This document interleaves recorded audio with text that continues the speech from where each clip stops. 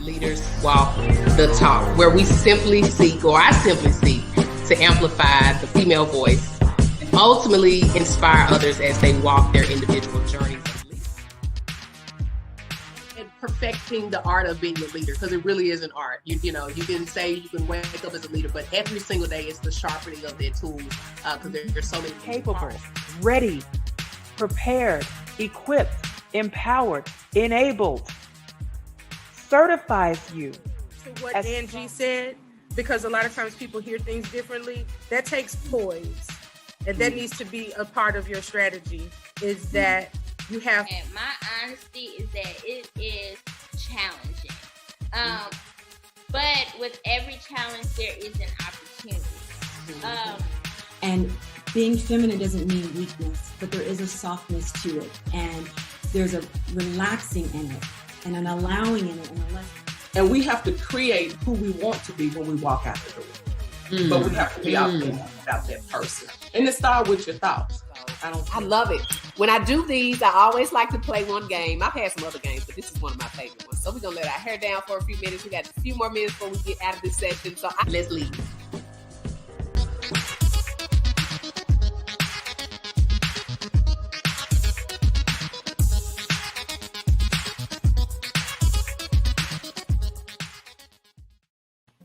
All right. Welcome, everyone, to Women Leaders Walk the Talk show. I am Kristen Webb, your Chief Leadership Enthusiast. Let me get that right. Chief Leadership Enthusiast. And I'm so excited to be here tonight. So I'm going to let you all come on in. I know how this good technology works. You got to wait a few seconds, let people get acquainted, let them get notified, all that good stuff. So while we are waiting, just a few seconds, drop in the chat your city or your state. We want to know where you're leading from. We want to know who's in the space tonight, who's there, all that good stuff. Let's see. What else? We want to know who you are. And let me see. I'm leading from Memphis, Tennessee, right off of the Mississippi River. And I'm so glad to be here. This is the space where we choose to amplify the voice of women leaders, where we strive to connect, to collaborate, and to empower women leaders. That's simply why I created this platform, to be able to amplify the voice of women leaders. And I have to throw on there, just so, you know, the people won't get mad at me, and our allies, right? Because we're not in this world by ourselves. And the more we are able to support and amplify our voices, the more our allies can come along and we all walk together, right? And get what needs to be done for women leaders. So drop in the chat tonight if you are already on, if you are my women leaders tonight, or if you are on LinkedIn watching us, or if you are on YouTube, drop in the chat connect if you are ready to connect.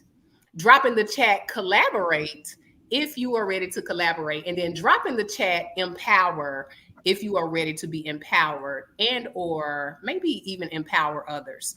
Because that's what I like to say we do at Women Leaders Walk the Talk. We connect, we collaborate, and we empower ourselves and one another.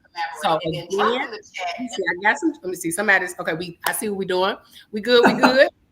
No problem. So I want to make sure I welcome everyone again to another episode. I'm gonna let you get it. Collaborate and we empower. We almost there. Keep sharing. Y'all make sure, and look, let me say that. Y'all make sure you all are sharing this with your friends, family. If you're on to YouTube, hello. If you are on LinkedIn, hello. This is the first time we're streaming to those two platforms.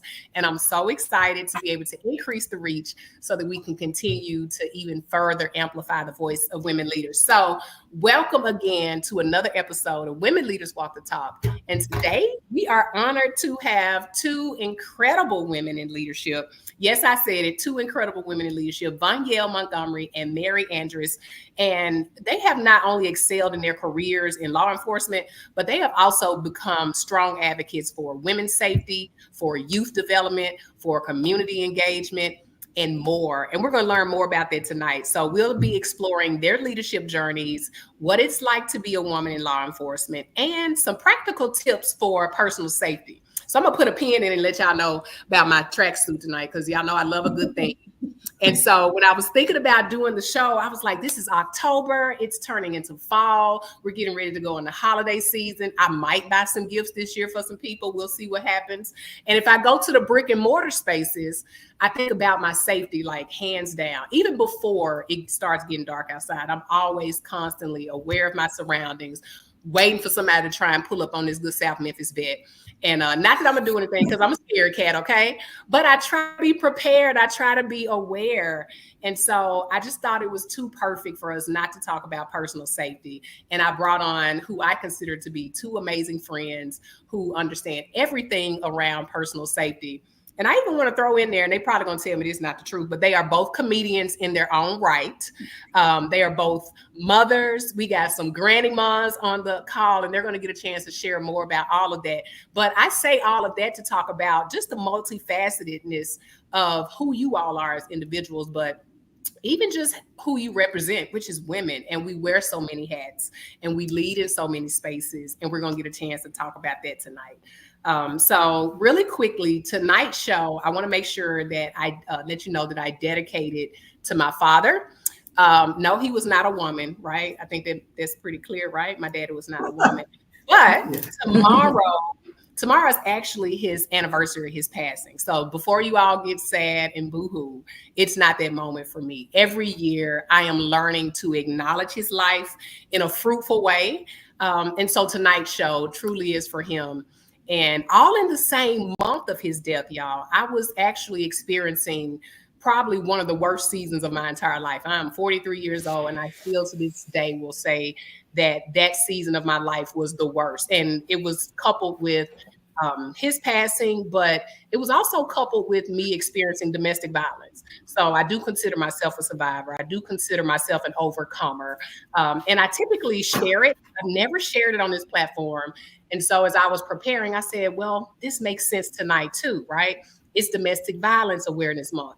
And when we talk about women and we talk about personal safety, some of the things that I hope we talk about and learn about tonight can help you, if nothing else, feel more confident and be more aware about how personal safety can help you in all types of ways. So this isn't a sad night. This is a learning night. This is a night where, again, we get to amplify voices and just be better women and allies when we leave here. So I want to welcome, let me back up, because I have to say this part too. With that being said, please note that the views and opinions of the hosts and panelists of tonight's show do not belong to their respective employers, associations, and the like. I think that's real important to say at the beginning of this episode tonight. But that's all the formalities. I want to welcome again and introduce Vonyelle Montgomery. She is a retired police lieutenant with the Memphis City Police Department. Hello, how are you, Vonyelle? Hey, how are you, Chris? I can't complain. So can glad. You hear me? Yeah, we can hear you. Perfect. No, thank you for joining us. And then we also have Mary Andrus. She is a deputy sheriff officer with the sheriff's office here in Shelby County, Tennessee. She's an amazing grandma, just an awesome person. And she's a comedian as well, just like Vonyelle. Hello, Mary. Hello, everyone. And I'm happy to be here. I'm so glad you both said yes to me. Like, I'm so glad you both said yes. So let's just go ahead and dive in. My first question that I always ask, so the first question I always ask, if you had to define leadership, because we want to understand your leadership, but if you had to define leadership in one word, y'all notice the rule, one word. I always have to say that. One word. And we're going to see how this lands. But one word, if you had to describe leadership, how would you describe it?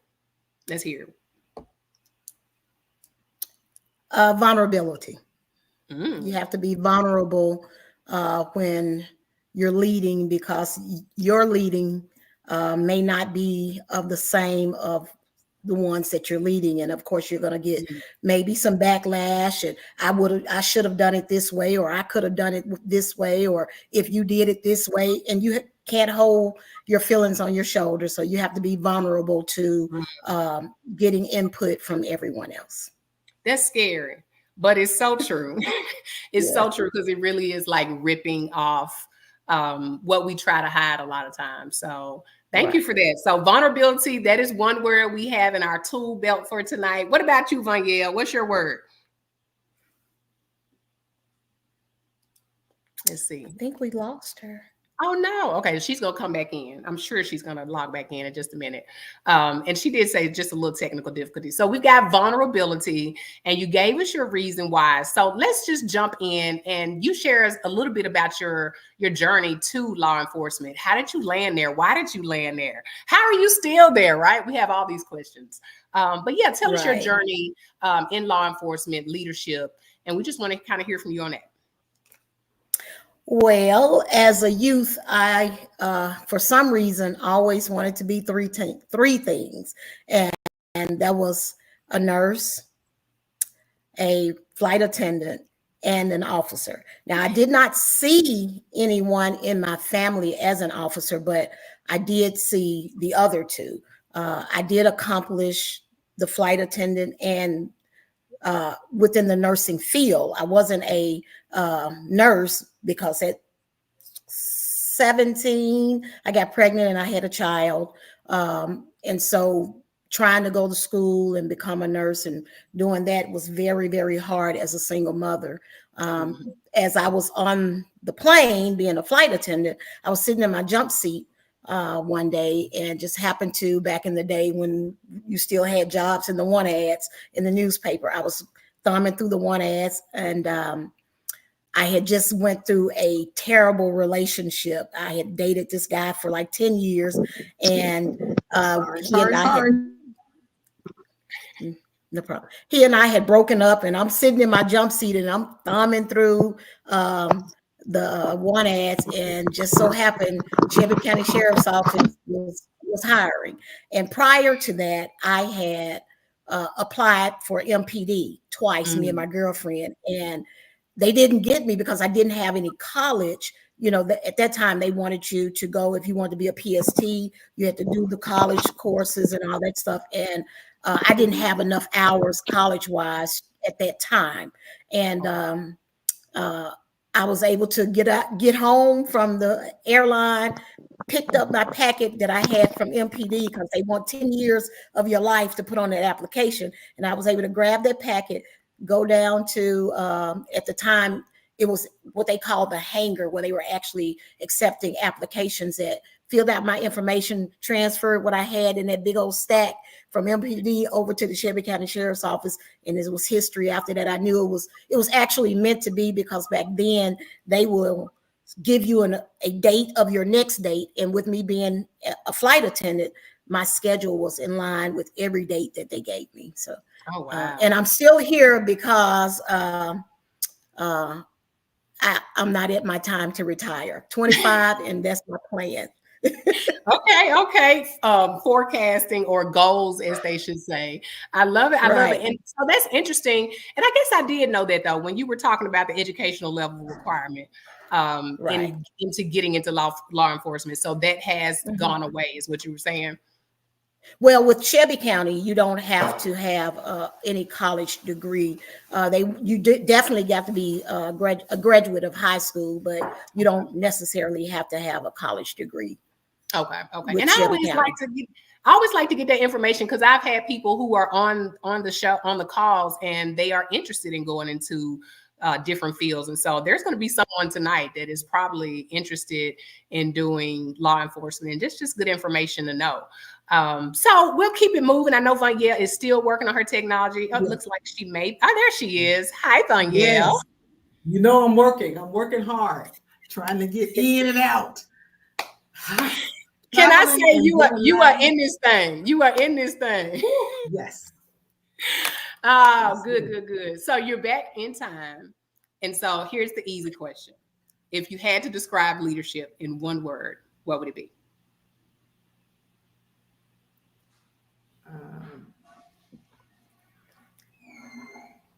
Authenticity, probably. And why authenticity? Because I would think that you would have to be and bring who you are to the table without any apologies, without any pretentiousness, in order for people to want to follow and respect you in your leadership. I love that. I love that. I don't know if you heard Mary's answer before, the tech issue, but y'all are both aligned, right? You said authenticity and she said vulnerability, right?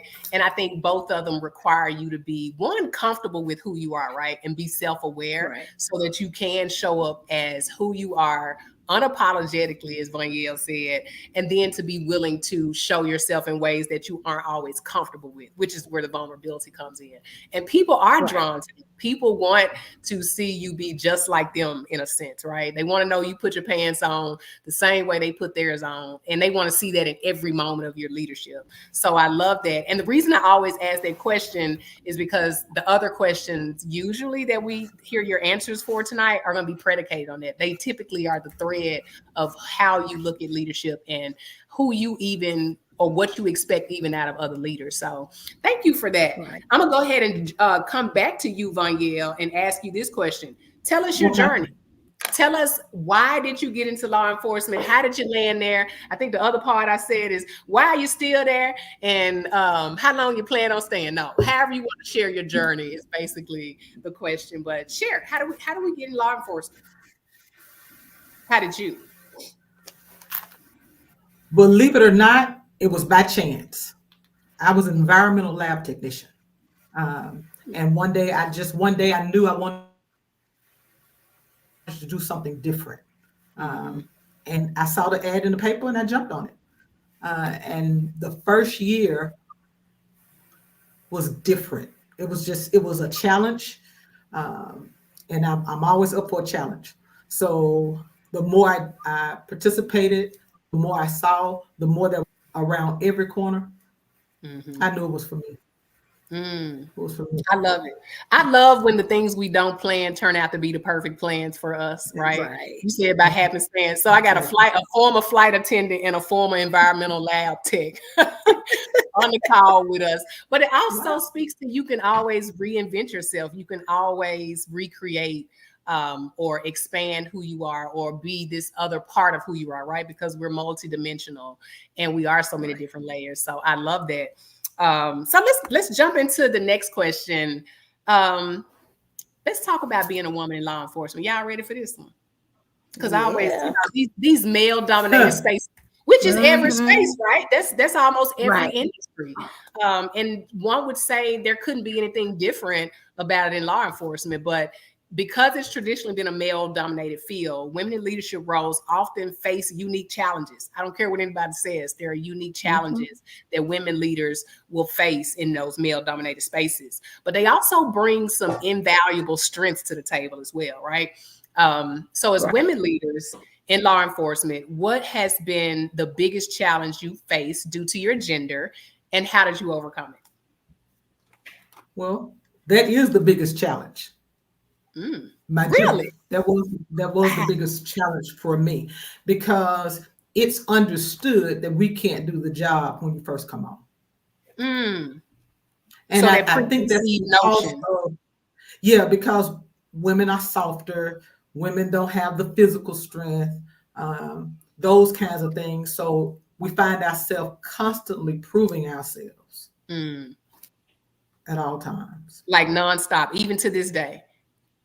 Yeah, and I guess if nothing else, there are more men that come on, so they have to learn you. They hadn't had a chance to get to know Vanyelle, that everybody has seen do the work and do it just as well, right? So it's almost like you have to teach people over and over and over again how to understand you as a woman and as a law enforcement officer. What about you, Mary? So that's the biggest one Vanyelle says. What about you, Mary?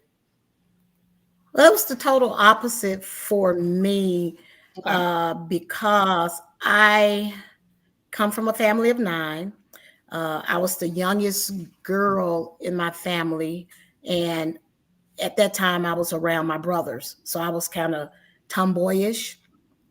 And so when I got on, I still had that strong tomboyish stance about myself. And what I witnessed with the environment was that because I was that tomboyish person, they thought that I can, you need to try out for the SWAT team.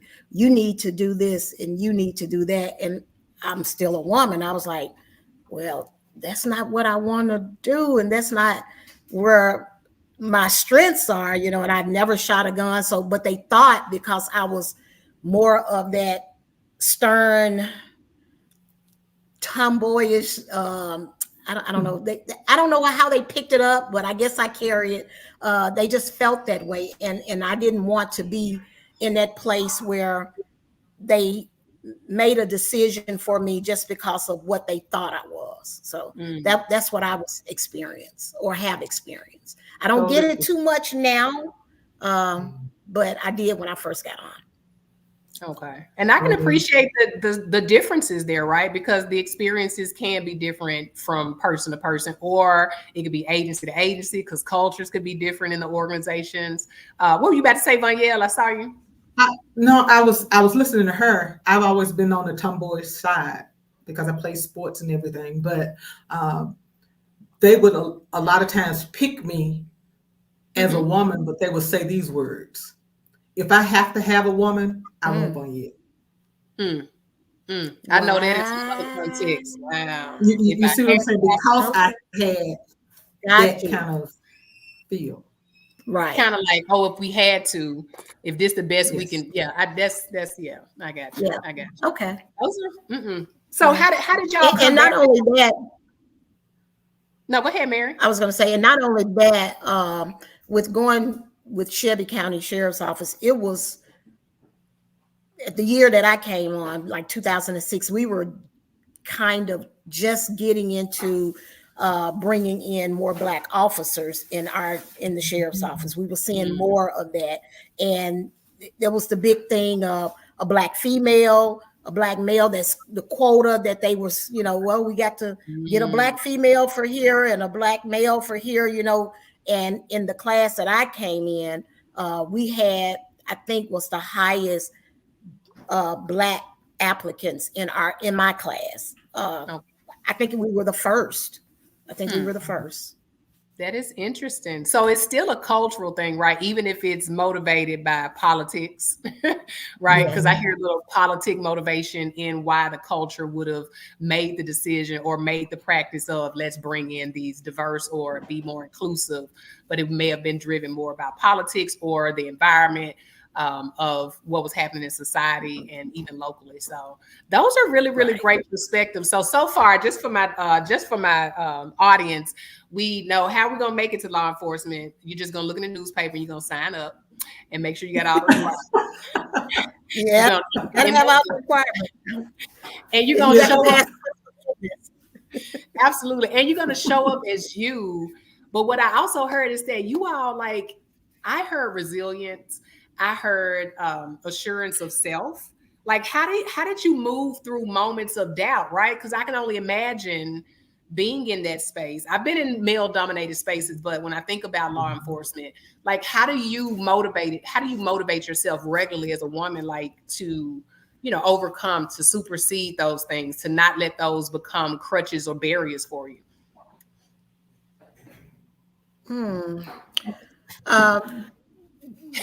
The doubt that I first experienced was like I mentioned, I didn't know how to shoot. And when we were at the range, there was a female that was at the range that I was kind of looking up to in a way, because she was truly the first female that I saw that was in a role that was considered elite within law enforcement. She was at the range, she was shooting, she was top notch or whatever. But it turned to the point where she really didn't like me.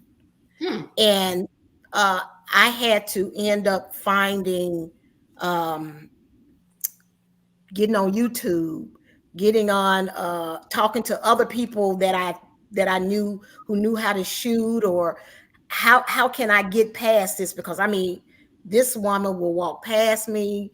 I'm holding the weapon and I'm knowing I'm holding it wrong, but she would not stop and correct it for me. I don't know why, but my doubt was, oh, I'm going to fail. I'm going to fail. I'm not going to make it through it. I remember going home crying because I had actually given up the flight attendant to be law enforcement, and I couldn't go back there. My daughter at the time was going to the 9th grade, which was another reason why I needed to change the career that I was in. And I didn't have a anything to go back on. It's either you're going to do it, you're going to make it, or you're not. And the funny part is that I was the president of our class. So here it is. I'm being the president of the class. I can't shoot. If I don't pass this, I'm going to get kicked out. It's no coming back. And I don't have any income to take care of my family and all this stuff. So I prayed a lot. I ended up getting with one of the officers that had a shooting range. And on the days that we weren't at the academy, he helped me to get through that doubt of I'm not gonna make it. So it sounded like I heard resourcefulness, believing in yourself, really looking at the bigger picture, and just pushing through. Because I'm sure the doubt still would show up. And I don't know about you, you probably could shoot a gun fine today, but I get nervous every single time. Every time I go to the range, it's like the very first time. Vanyelle knows I refuse to clean my gun at home because I'm so nervous I'm gonna do something wrong, and I'm gonna have to call one of y'all. Absolutely. So no, but no, I appreciate you sharing that doubt does exist, right? And it's okay, it's normal, but how do we move through it and looking at those bigger pictures, understanding who you are and where you're trying to move and keep going towards those goals, and even being resourceful, because there are going to be people that you're saying another woman, right? You're thinking another woman would automatically be right there with you, but it's being okay with those we may assume that are going to help us. Being okay with them not doing that and still going forward and finding how do we achieve the goal. So I'm gonna shut up. Vanyelle, what about you? How did you get past any doubt or moments of like, I think I'm gonna go hang up my shield? I don't know. Two things: my mama and my athletic competitiveness. My mother always told me, "You are all you need to do whatever you need to do." So I walk every day with that. That's one thing. The second thing was, you're not going to outdo me. Not if I'm breathing. I'm going to try my best to be in the rank. So I had a female to do me the same way. But one of the things she recognized is that we have the same weapons as the male counterparts. The handles are bigger. She said, let's change your handles. So change handles on a gun? You can change the handle size. You can change them down. Okay. And I learned that tonight. Okay. That, and she told me two things. She did that, and she taught me how to lock my elbow. She said, because you got to really deal with the strength, because women's hands can be weaker. So having that person to look at where I was with as far as being a female in that respect, in that regard, it really helped me to move past that. Because when you go to the gun range, especially in law enforcement, they're going to put the numbers on you. They're going to put the clock on you. And that gives pressure. So 2 shots, 2 seconds. 5 shots from the holster. So they're calling out your routine that you're about to shoot. And you have to shoot it within that time frame. So that's pressure. Right. I didn't really start shooting well until I knew I was about to get through retire. When I made up my mind I'm about to leave, I started shooting well like that. I can see that. Yeah, I can see that. Talk about motivation. The bigger picture, the perspective. Yes. Wow. But that's interesting, like using just even that example of the technicalities of our jobs and how getting comfortable and confident in those spaces helps us, be able to excel even more and move further. Because you all started, I'm going to go back to it. You all started as flight attendants and environmental lab techs, okay? And you all are both leaders. Like you all are leaders in your spaces. Retired lieutenant. Mary, I'm going to ask you next because I wanted to ask this this quick question. How have you been able to use your leadership with the youth? And how have you been able to turn that into, something positive in that way? Yeah. Well, surprisingly, while being on the sheriff's office, being with the sheriff's office, someone came to me and asked if I would be interested in running our Explore program, which is the program for youth ages 14 to 17 years old. And I've been running that since, I guess it's been out about 8 years now.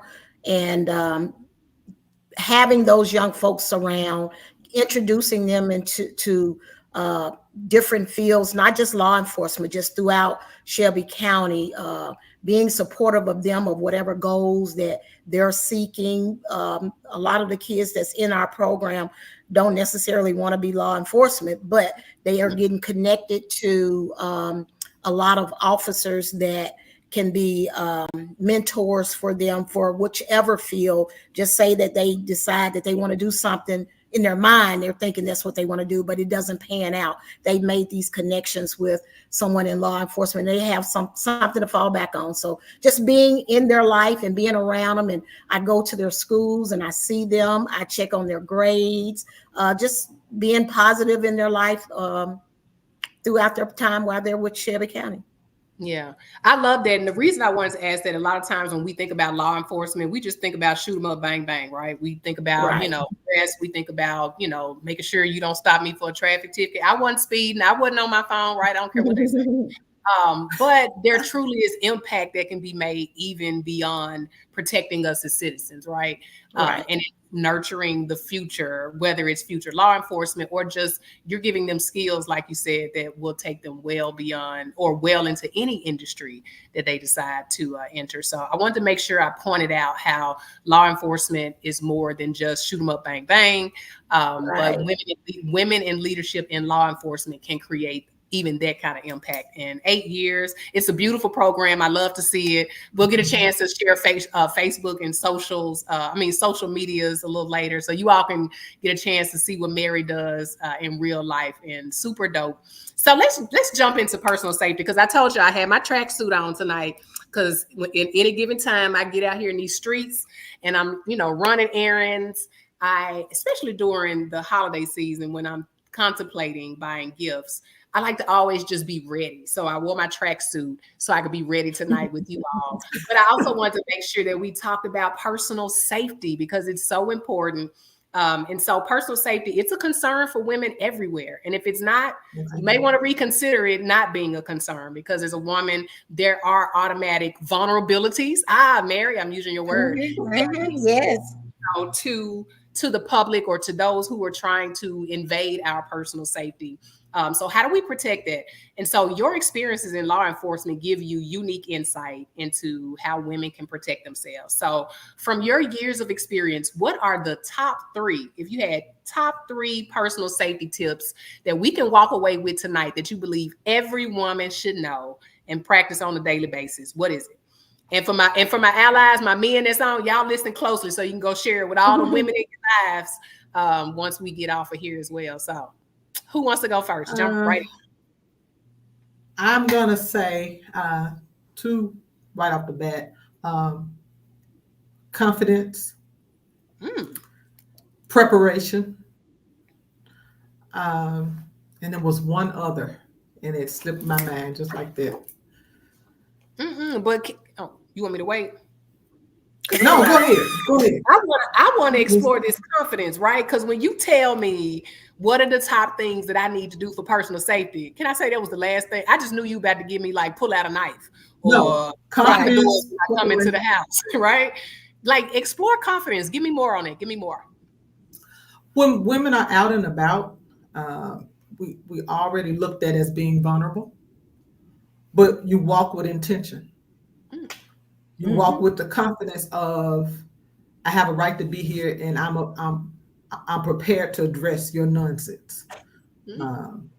Sometimes it doesn't necessarily mean, people say, well, you ain't got to walk hard. No, you don't. But walk with your head up, walk with your shoulders back. And if somebody's looking at you, you look at them and speak. Let them know that, hey, I see you. Right. So that is shoulders back, heads up. Drop that in the chat. Heads up, shoulders back. Y'all heads put that back. Well, I'm sorry. What did I say Oh, wrong? in the third one, Show the me third that. one was don't ignore your sixth sense. Don't ignore it. Mhm. Women are gifted with that. Don't ignore it. I like that. Don't ignore your sixth sense. Show up intentionally like you are supposed to be where you are, and then making sure that we prepare. So I like those 3 tips. Thank you for elaborating on confidence, because I'm going to keep showing up like I own the place. And when I'm You do walking there, that. I You do own that. the space that I'm in, right? I own the space, and I wish you would, right? Not that Right. Right. I keep getting sidetracked. Let me get back. Focused. So thank you for those 3 tips. Yeah. Mary, what would be your top 3 personal safety tips? Personal safety, I'm going to take it differently. Because of all this crime we've been experiencing here in Memphis, we need to most certainly, and I'm sure everyone knows, to be aware of your surroundings anywhere you go. When you pull up to a event, you're going to a party, you're going whatever, you sit in your car for a minute before you get out. Survey that scene. Look and see what's going on around you before you just jump out your car. Put that phone up. Get rid of that phone. Put it in. I mean, you have to. You have these. Look, I have these in my ear right now, and I'm in the house.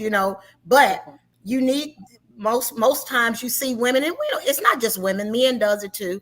But they're walking with their phone, like you're texting and walking and talking. Whatever, and that alone allows you to be vulnerable to the fact that someone can attack you. You don't see them coming. You don't know they're coming. You can't hear them coming because you're on your phone, you're talking, and you're not paying attention to your surroundings. So that's one thing. Change your routes. We are creatures of habit, and we go the same route every day, coming from home, going to work, going to the same places. Change your route. It don't hurt. It's going to give you a few minutes. You may be a little late, but change your route, because believe you me, criminals have all the time in the day. They sitting here 24/7 mapping out what time you done got up. They know that you get up every morning at 6 o'clock and you leave out your house at 7:15.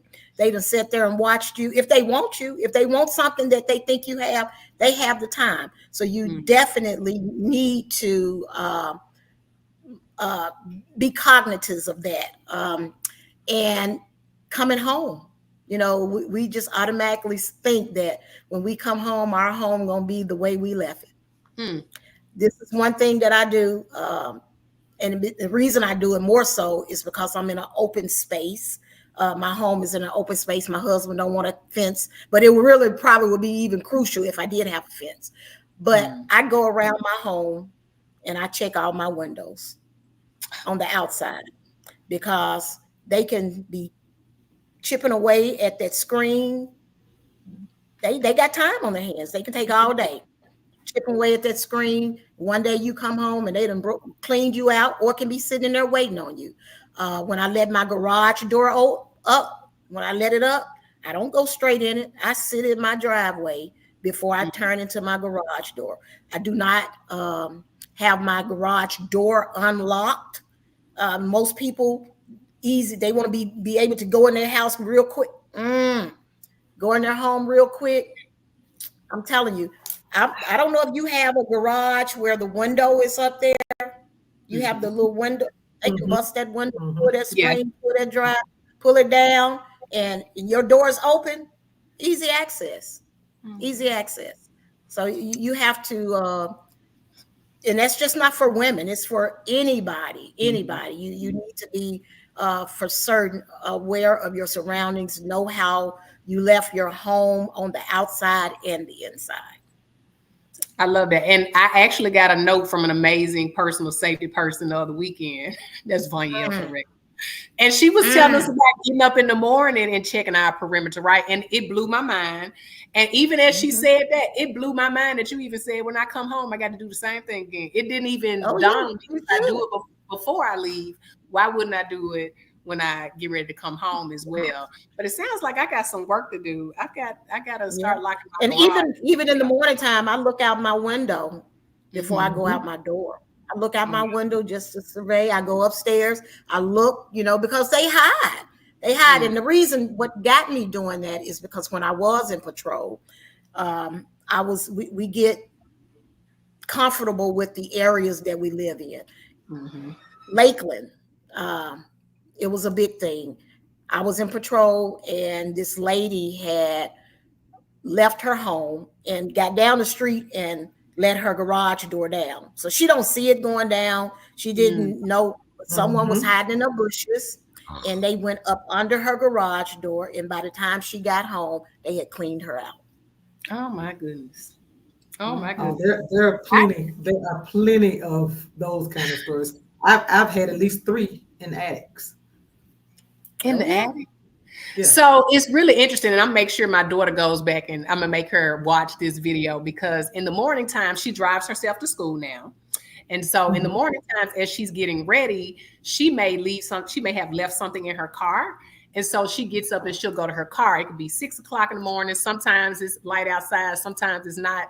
And I have demanded and pleaded, like, let me know you're going out there. I will get up out of my bed so that I can watch you go do it. Because I'm like, there are people who sit around and just wait for you to be trying to enter into your home or get ready to go out to your car. So I'm gonna let her watch this in replay. So thank y'all for that note. I get to be a hero parent when I tell her that. Yes. And you're never too grown to let people know where you're going.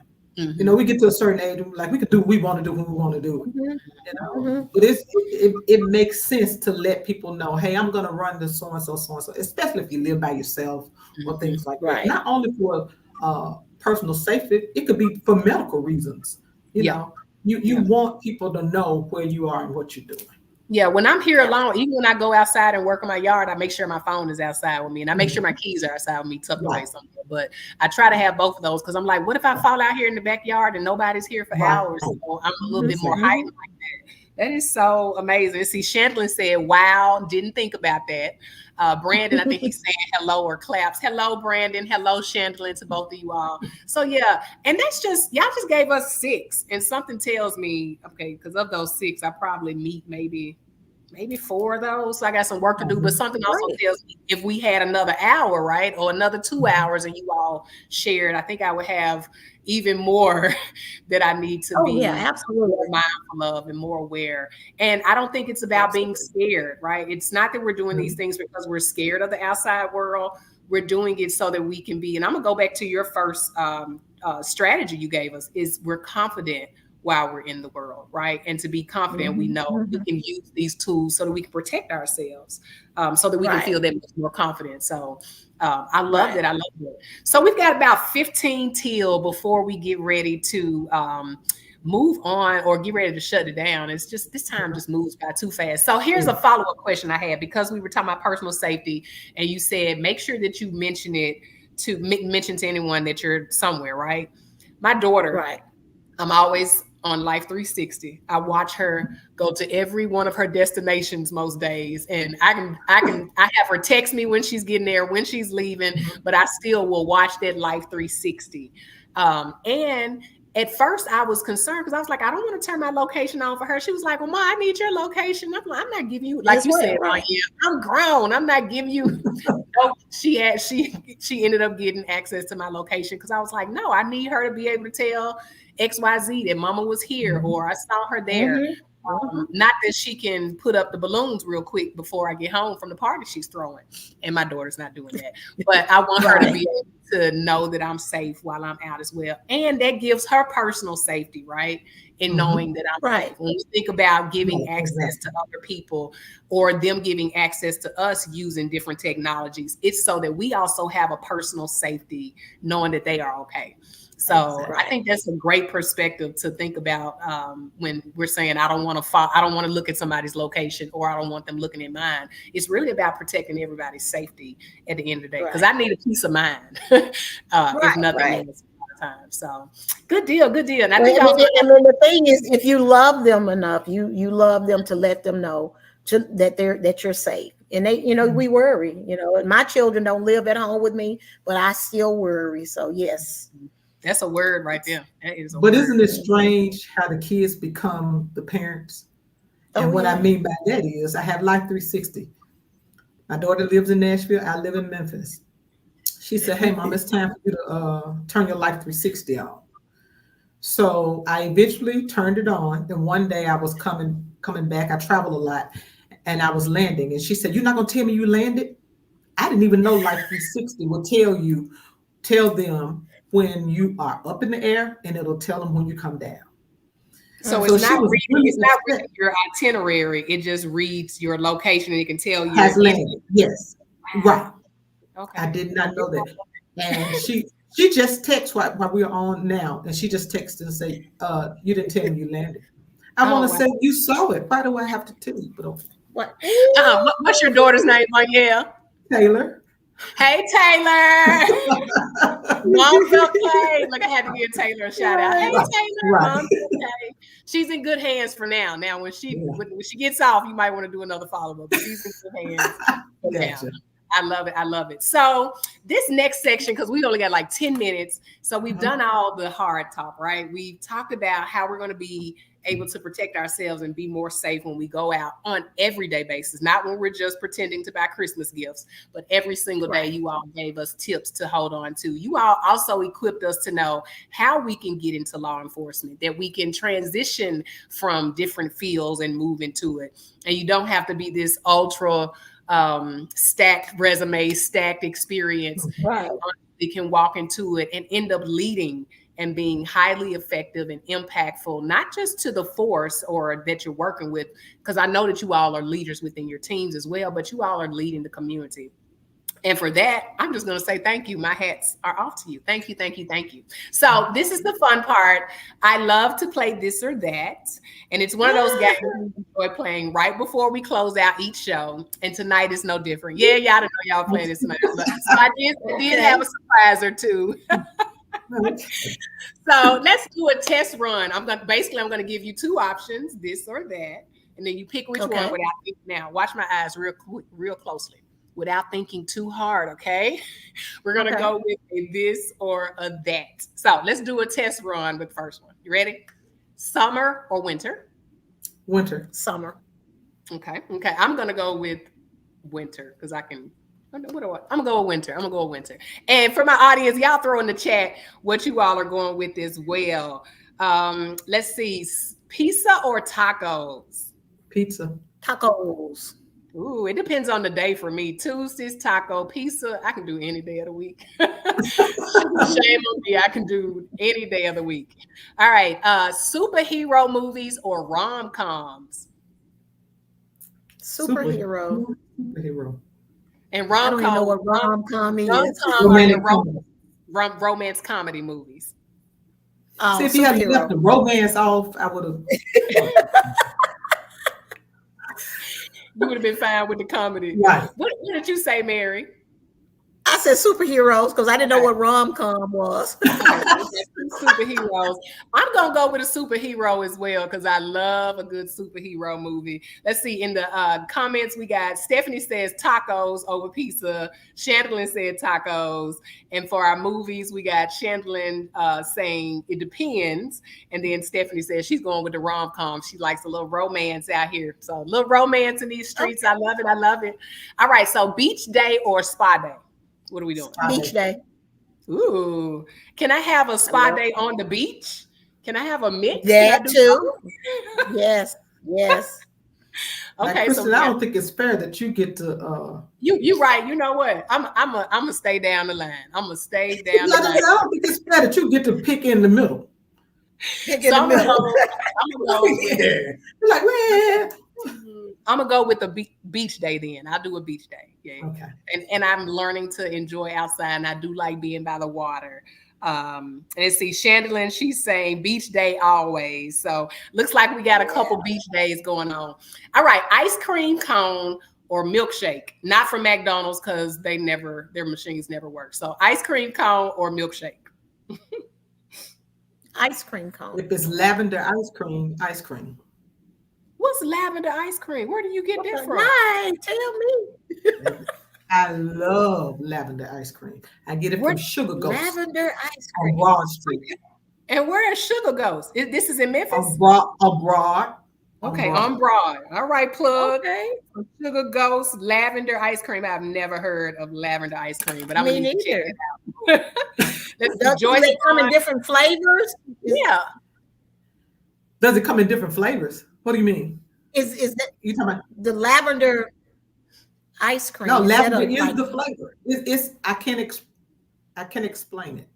It tastes There's a purple. lavender cupcake that I always get when I go to Hot Springs, and that made me try their lavender ice cream, and it's delicious. Okay. is it a sorbet or is it actually ice cream? It's the ice cream. They make their ice cream. Really? Okay, I'm gonna have And what's to go the there name of to do this a place live. on Broad? Sugar Ghost. Sugar Sugar Ghost. Ghost. So we can go try the lavender ice cream. I want to see if it tastes purple. I don't know if that makes sense, but I just feel like it should taste purple. If purple had a taste. You're gonna like it. Or grape. Okay. Or grape. There we go. See?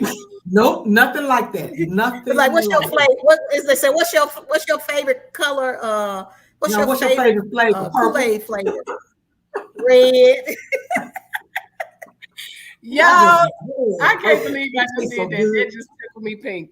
Okay, so we got lavender. Let me see what we got in the chat. We got Joyce. She picked spa over beach day. Stephanie said neither. Chandler went with milkshake over ice cream. Joyce came with ice cream. Joyce also said strawberry ice cream, not red ice cream. And Chandler is laughing at me probably for saying that the lavender tastes like purple instead of grape. Okay. Purple.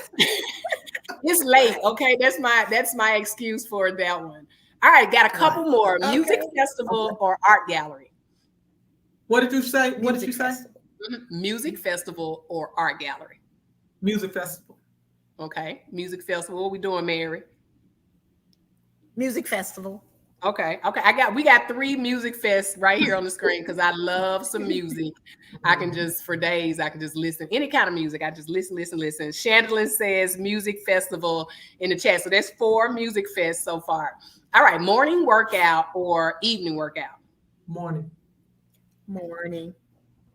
I do prefer morning. I used to do evening all the time, but I've learned to appreciate like that getting my adrenaline going, even if it's just a walk or a stretch, or actually going all the way into Planet Fitness and doing some real exercise.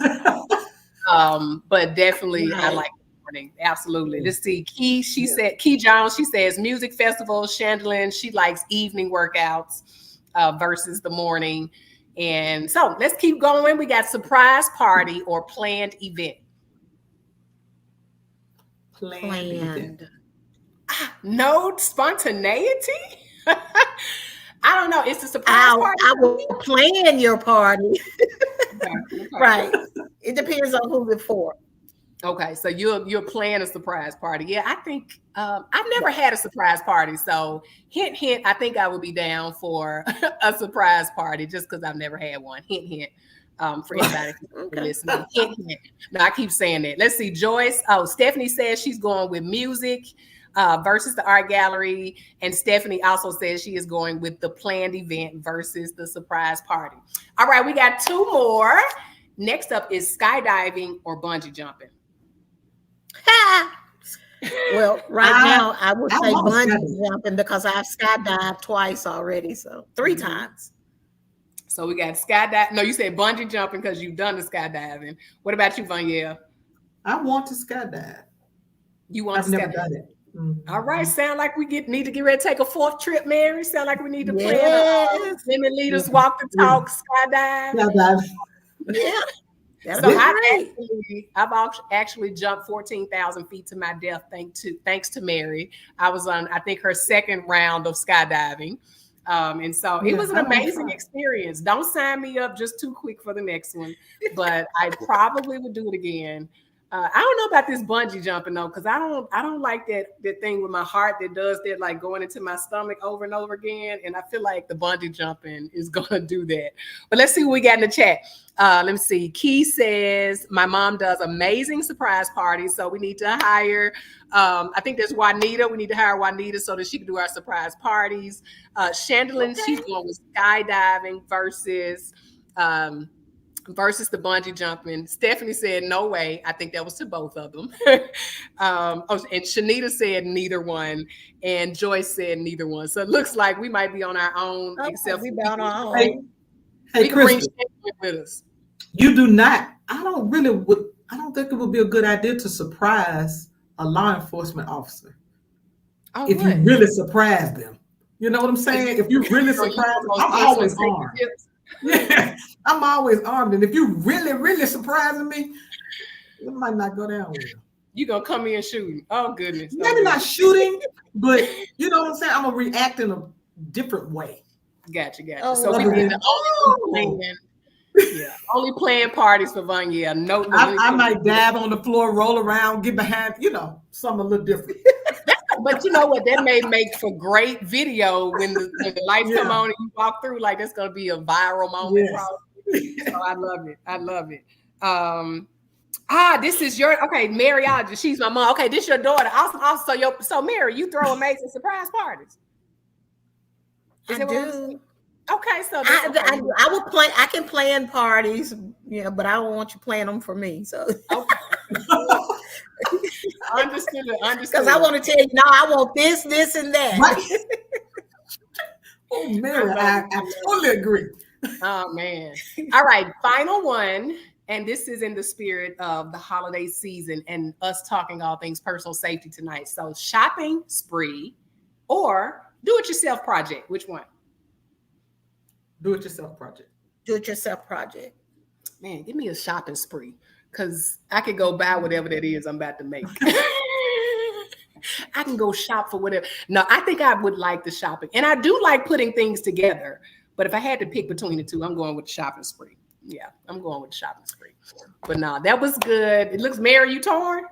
You like, nah, let's just do the DIY. Well, I'm just thinking, I'm like, I want to do some stuff. That's my problem. That's one of my problems. I would buy stuff. I mean, I remember when my daughter, when she was younger, I was always thinking, oh, I want to sell this, or I want to do this. I want to make candles. I want to do all this stuff. And I bought all this stuff to make a candle, and I never did it, but I'm always doing stuff, so do it yourself. I don't need to shop because I shop all the time now online. I don't too much visit malls or do stuff like that. I shop online. So.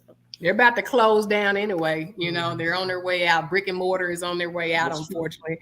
But let's see. Shanita says she's going to do the shopping spree, but then she says she probably would save money with the DIY, though. That's right. That's right. That's a more economical route.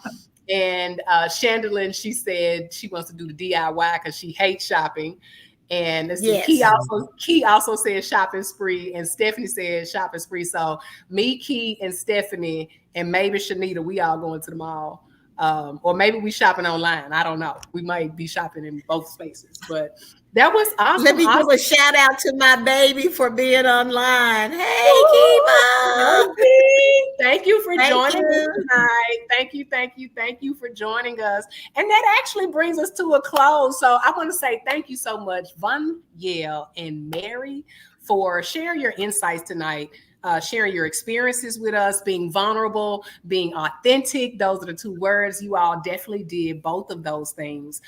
Your journeys in leadership and law enforcement, along with the practical advice on personal safety, they have been inspiring. Like I always have notes, but just know I've got notes again tonight, and I appreciate these, and I will be revisiting them. And I encourage our audience to make sure that you all revisit this replay and just listen to the nuggets that were dropped, because there were several. And sometimes things hit you at different times. You may be in a different space, different environment. And so there may be some nuggets that may need to be reinforced a little later to you. So please come back and check us out. I want to be sure to reciprocate the support to Mary and to Von Lane. And so I want to make sure that people can connect with you. I can call them up. I can send text messages. I don't know. I may send a flag, or what do you call those? The sparks, the flags. I don't know. I can call the police and tell them to go find them. I'm saying all right. Things. Oh, the flares. Thank you. See, I didn't know. But no, I wanted to make sure that there's an opportunity for people to connect with you all, or if there is a specific initiative or anything that you all want people to support, this is your time. How can we connect with you? How can we learn more about your organizations or anything that you want us to pay attention to? We're ready. All ears. Well, Well, first, I am. I'm sorry, Vanya. Yeah, go ahead. Go ahead, Mary. I am on social media platform. Of course, I'm Maryology, Andrus on Facebook, and what am I on Instagram? Pruitt on Instagram. I'm a local actress for Hattie Lou Theater. I currently have a play coming up, Motown Christmas, so I will be in it, and it starts. Let me tell you the date so y'all can get your tickets. Yes. It actually starts. So I should know exactly right offhand. I even had to cancel a rehearsal for this. So yeah. Oh no, don't send Ekendio my way. I'm sorry, Ekendio. No, this was already planned. This was already planned way before. Right. Opening night you, is you are more than welcome. The opening night is November the 22nd. The tickets go on sale on the 20th. So make sure you get your tickets and come and see me perform. And I would love to see you all there. Hattie Lou Theater. Awesome, awesome. And I forgot to mention that outside of the hats that we did here, Mary, she is a phenomenal company residence member for Hattie Lou Theater, which is one of the only Black, I'm not going to say it right. Repertory theater. Thank you. Repertory theaters in the United States. I've had an opportunity when we talk about leadership, and I'm going to say this plug real quick, and we're a little over, but I met Mary in 2016, and she was my minion, y'all. I actually signed up to be in The Wiz, and I was Elaine, and she was my trusty minion, but she really was a leader, and she helped me learn the ranks and learn the ropes of theater. And so thank you so much for that. But she's an amazing actress, so y'all please go check her out and support Hattie Lou Theater. They have amazing shows over there all year round, so please go check them out. So we've got Mary, you know how to connect with her. What about you? How can we get in touch with you? I am the founder and CEO of Her Safety Consulting, and you can reach it. I see it on the bottom of the screen. Her Safety consulting.com is the website. Just call me and we'll come out. I like to do all girls party nights where we can just sit back, talk, and learn all in the same breath, and maybe have a few cocktails here and there. So yeah. I hadn't heard anything wrong with this. What you say? Not a thing. I hadn't heard anything wrong with that offering yet. Yes.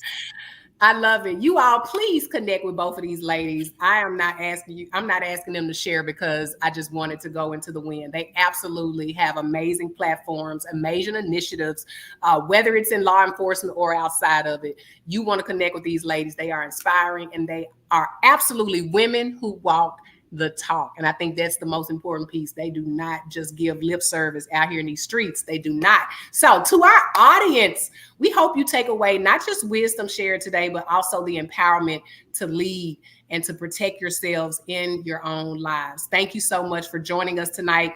To the Women Leaders Walk the Talk team, those in the background, Tiara, I'm shouting you out tonight. Thank you for all that you do for us.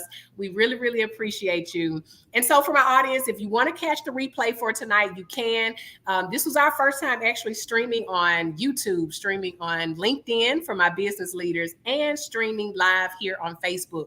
So you all can come back and check out any of the replay on any of those platforms. If you want to stay in the loop with all things Women Leaders Walk the Talk, we just finished our retreat 2 weekends ago, which was absolutely phenomenal. I just kind of keep going back there in my head every now and then throughout the day, just bringing myself back up, remotivating myself. But we have that. We have this platform as well as the Women Leaders Talk Facebook community that we encourage you to join as well, where we share more insight, and it's a forum for us, again, amplify the voice of women leaders.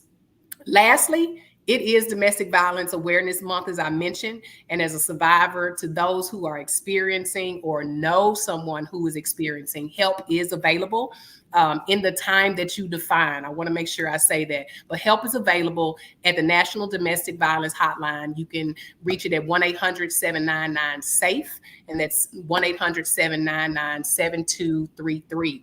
Also, early voting has started and will be ending soon for many states. So you all please go out and vote. November 5th is right around the corner. If you don't early vote, I expect to see you at the polls on November 5th. I don't care what city or state you are in. This is an opportunity for you to amplify your voice in the way that we do in America, right? So please go do that. November 5th, right around the corner. My message is simple: go vote. That's it. So see you next time. We're going to be back again in November. We're shooting for the 19th. Stay tuned and follow us.